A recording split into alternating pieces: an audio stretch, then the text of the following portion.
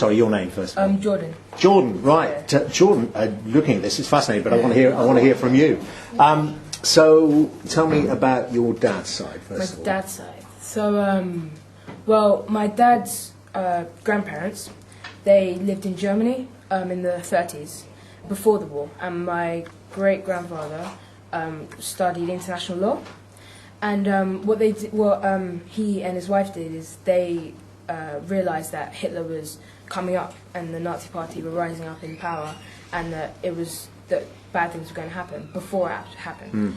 So then what they did is they moved to England before the Nazi Party came into complete power and before World War II started. And so then they moved to England, and then yes, that's how relocated to there. And then they had.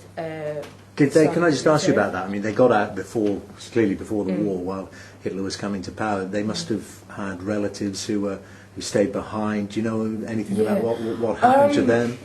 Not a lot, actually. I think that they'd moved previously from Austria to Germany in various other lengths, so I'm not sure if they had that much family in Germany. But yeah.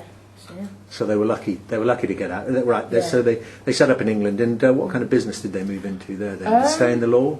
Well, yeah. I think my great grandmother Susie, she was she did work at Oxford, I think, or something like that. And so yeah. And then my great grandfather, he carried on with international law and was travelling quite a lot, doing law in different countries. Yeah, I mean, I just wonder, did he, with his knowledge of Germany, do you know anything about? Did he work? No, did he work here for the war effort? Did he help out against Nazi Germany? I'm not sure. I don't think so, actually. Okay. I'm not sure. Okay, right. What about their mother's side? Mother's side. My mum's side starts in Antigua, in the Caribbean, in the 1940s, where my grandmother, who was one of 7 children, I think, she was doing well, everything was fine, but then she got pregnant at 16 or 17, I think, and with one of my uncles, who still lives in Antigua.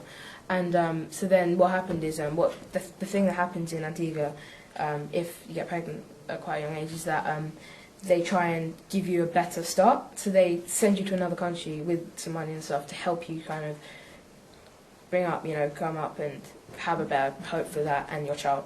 So then she moved to England, and over the course of about 10 years or so, had my mother, my uncle, and my other auntie.